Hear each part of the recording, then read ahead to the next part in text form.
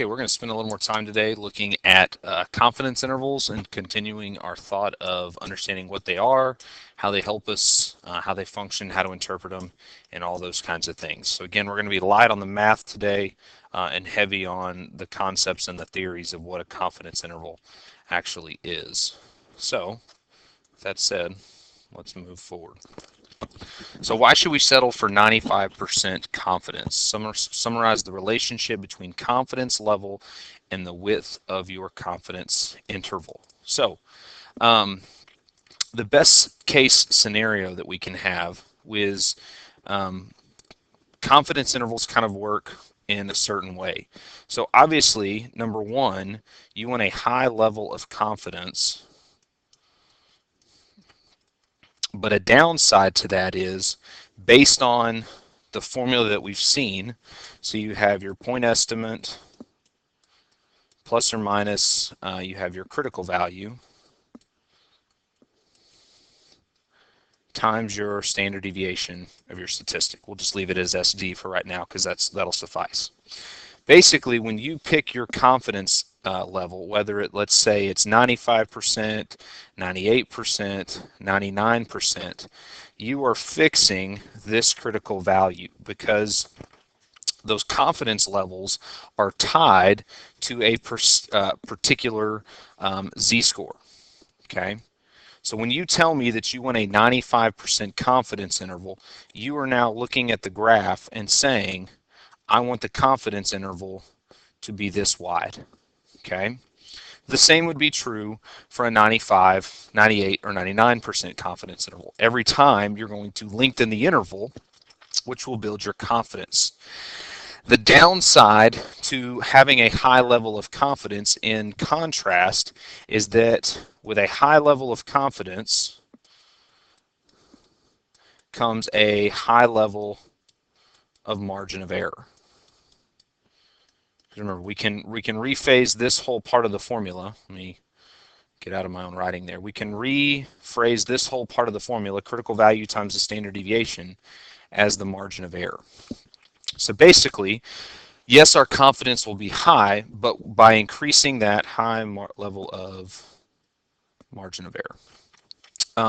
When we do increase that, now we're increasing that quote-unquote Uryism, the wiggle room, and therefore there's more chance that we could be wrong.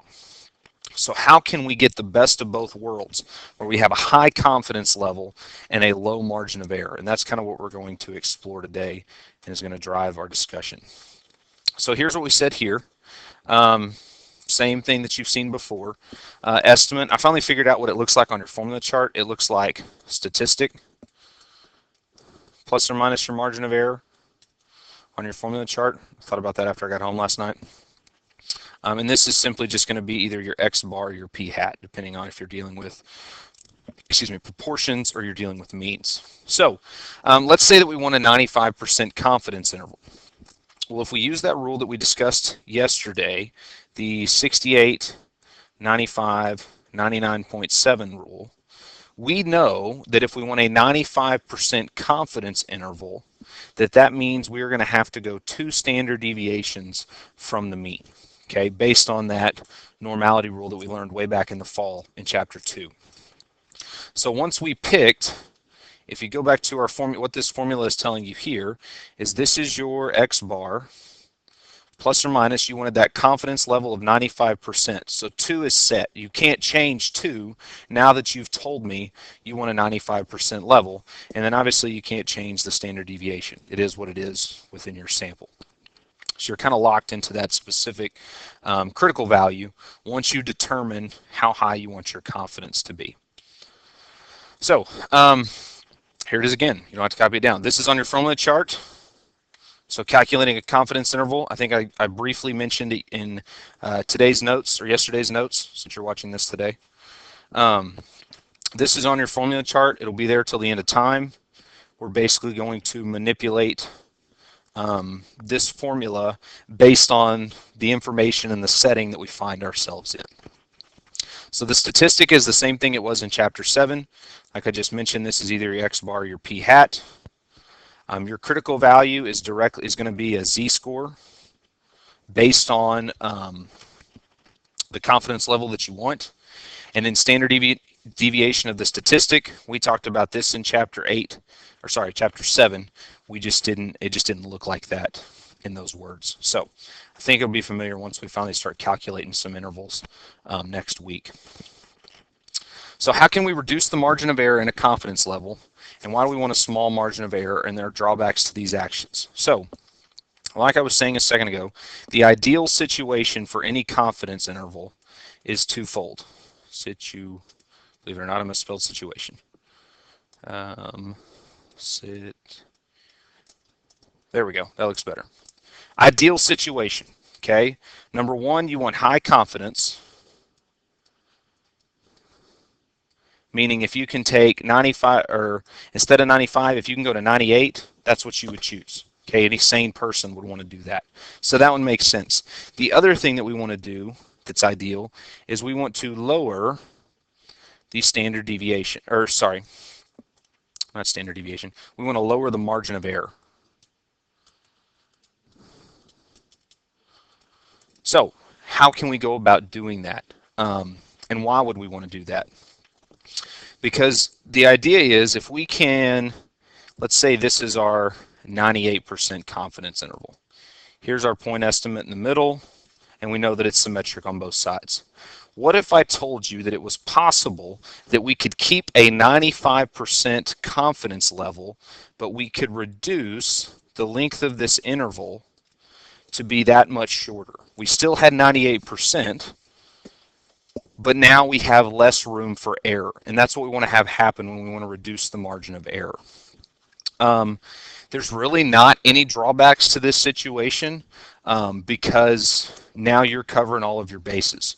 You still have that high ability and high confidence in what you're pushing, and you also have a low margin of error. So those that want to say, well, you've got a 98% confidence interval. Yeah, but look at our margin of error. It shrunk down from the red interval to the blue interval, and we didn't have to compromise on our confidence level.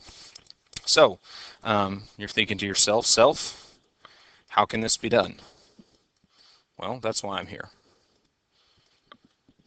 So this is where we're going to need some formulas to help us with that. And we'll get there in a second. Here's just some general rules that kind of go with confidence intervals. The first one is just your basic formula for margin of error.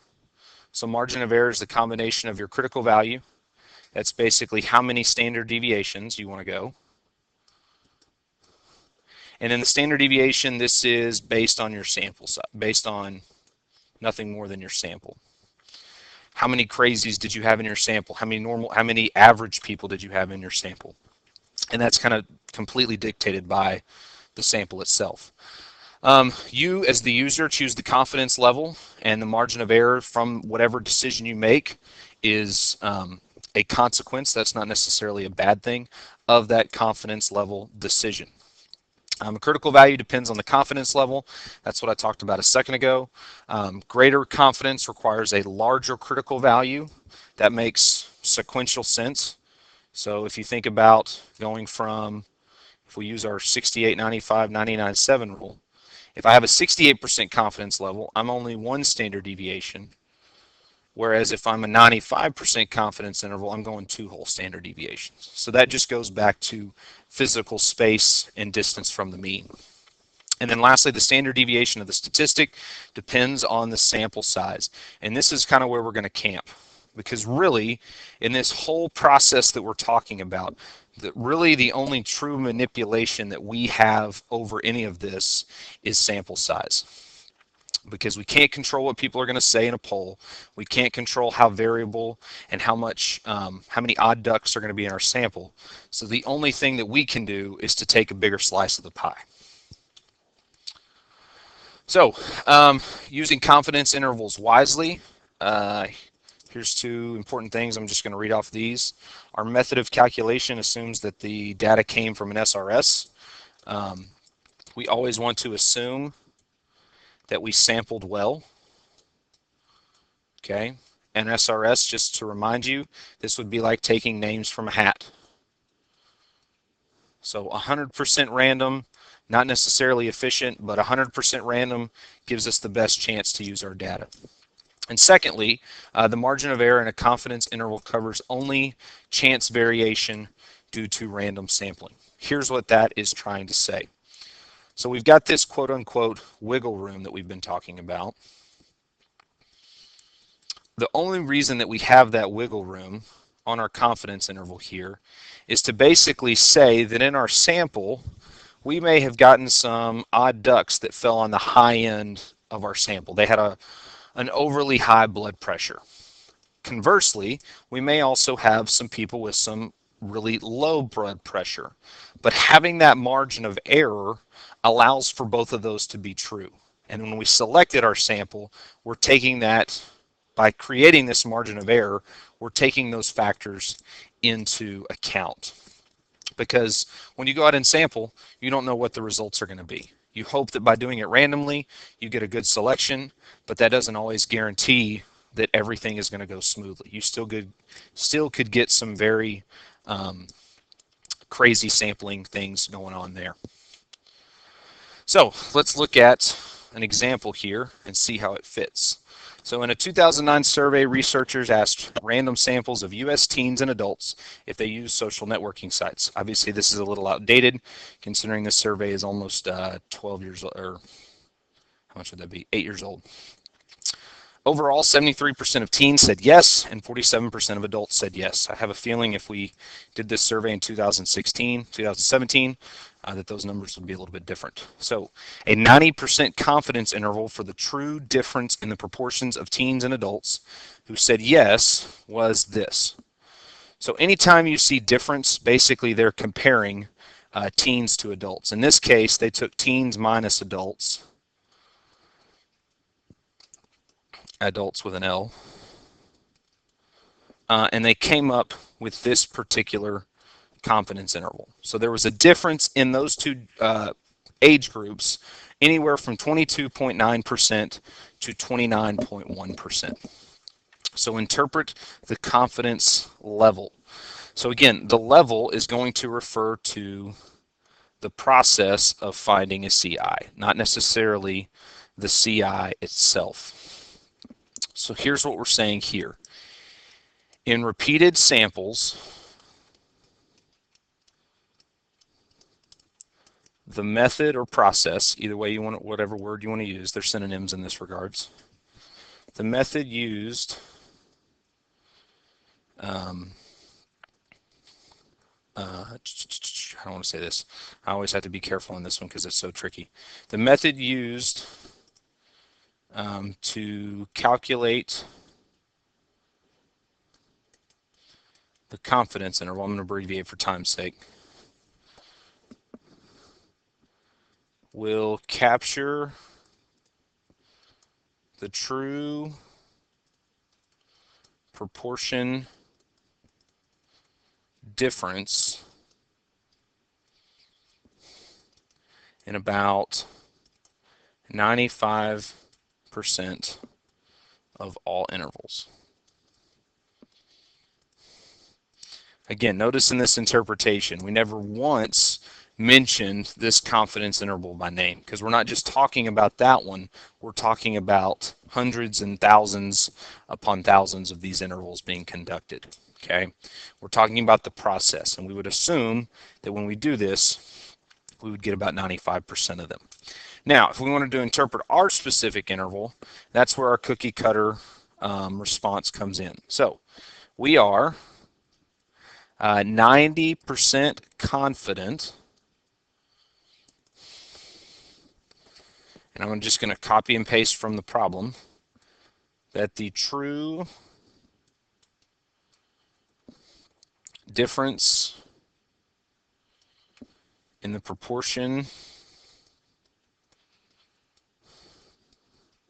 of teens and adults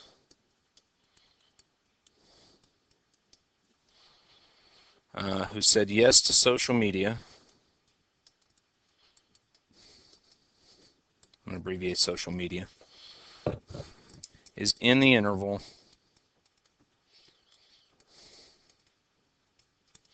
from 229 to 291. And again, that's just our specific interval in context. Remember, 3 non-negotiables. You got to have the confidence level, you've got to have your context, which is copy and paste from the problem, and then you have to, of course, have the interval itself, the star of the show. So that's how the interpretation would go there. I will emphasize again that this is what you got to know right here, guys. Part B, you got to know how to interpret it. If you can, I can teach anyone to plug and chug, because eventually we're going to get to the point where we calculate these things solely on the calculator. But if you're lacking the interpretation, you're not ever going to get full credit for these. So this is one thing to put to memory on how to interpret a confidence interval. All right, let's go to part C. Based on the interval, is there convincing evidence that the proportions of teens who said yes is higher than the proportion of adults who said yes? Basically what we're looking for here, anytime you're talking about a difference, you're talking about the true proportion being 0, because we're claiming that if there was really no difference, that P would be equal to 0. The parameter, or the statistic, the parameter for adults would be equal to the parameter for students if there really was no difference, or teens. So the difference then would be that the proportion would be 0. So look at our interval. We got from 229 to 291. Yes. And we're going to look for 0. Based on this data, you would say that teens clearly use social media more. That's a reasonable explanation, and the fact that 0 is not inside the interval. So there is evidence that teens say yes to social media more than adults. The reason being is that P equal to 0 is not inside our interval. And this is going to be a big idea that we're going to continue to build on. Evidence to make a decision about something. Part D, how would the interval be affected if we used a 99% confidence level instead of a 90% confidence level? So this is taking the concepts and ideas that we started with and applying them to a situation. So if you were going to choose, you would clearly say that it's 99% CI is going to be more confident than a 90% CI. The reason being is that this margin of error will be greater than the margin of error for a confidence level, or 90%, simply because the critical value for 99% will be greater than the critical value for a 90%. For those of you picture people out there, here it is. Okay, 90% is going to go, let's say it's from here to here. It's not to scale. So this is my 90% interval. I'm going to take up this part of the curve, and it's going to be yay big. If I go to 99%, now I've just scooted those bounds out to here to find out that now look how much more of the curve that I'm looking at. So long story short, what we're trying to say here is that the interval would lengthen because the critical value, or excuse me, the margin of error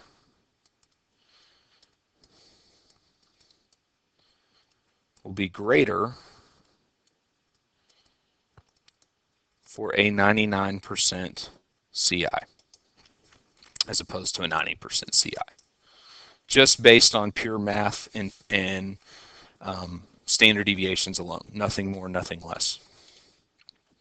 So I didn't realize we were going to get that far, or where we were going to end.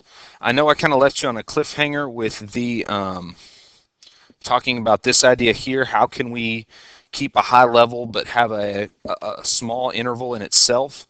We'll talk more about that when we actually have some numbers to throw in here. So right now it's just kind of theory, and we'll go from there. I will tell you that on Monday, we are going to have a quiz. I don't have anything else planned for Monday. I know that you'll have some questions for me and that you'll want to get answered before the quiz is done.